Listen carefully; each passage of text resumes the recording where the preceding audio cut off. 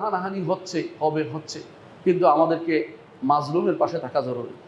মাজলুম কারা হচ্ছে আপনার চোখের সামনে বুঝেন, বিবেক আপনাদের আছে, কেউ কাউকে বলা লাগে না, কেউ কাউকে বলা লাগে না। যারা মাজলুম হচ্ছে আপনাদের উচিত মাজলুমের পক্ষে থাকা। মাজলুমের পক্ষে থাকা খুবই জরুরি।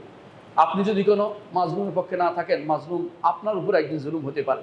এজন্য দয়া করে প্রত্যেকে মাজলুমের পক্ষে থাকবেন।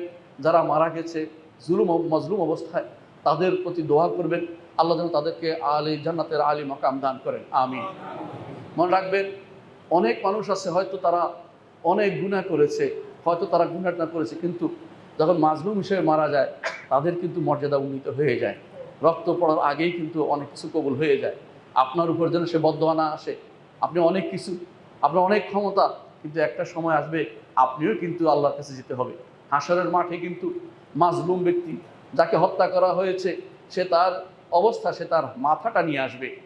ইয়া রব সালহা জালিমা কতালানি, হে রব একে জিজ্ঞাসা করুক কেন আমাকে হত্যা করেছে। আপনি হয়তো বলতে পারেন যে আমি অমুকের নির্দেশে করেছি। ওই নির্দেশ ব্যক্তি যেমন জিজ্ঞাসিত হবে, আপনাকেও জিজ্ঞাসা করা হবে। এখানে কারো কোনো আলাদা কোনো স্পেশাল কিছু থাকবে না যে আমি বেঁচে যাবো, এ কথা বলার কোনো সুযোগ থাকবে না। আপনি জালেম হবেন না, আপনি জালেম হবেন না, মাজলুমের পক্ষ নিন এবং দোয়া করি আল্লাহর কাছে, আল্লাহ যেন আমাদেরকে সুবুদ্ধি দেয়, আমাদের দেশটাকে হেফাজত করে, আমাদের দেশটাকে অন্যায় আচরণ এবং বিভিন্ন রকমের জুলুম থেকে আমাদেরকে মুক্ত করে, এবং আমাদের দেশের মধ্যে এমন কোনো কিছু না আসে যেই কারণে আমাদের দেশের উপর কাফেররা কোনো হস্তক্ষেপ করতে পারে।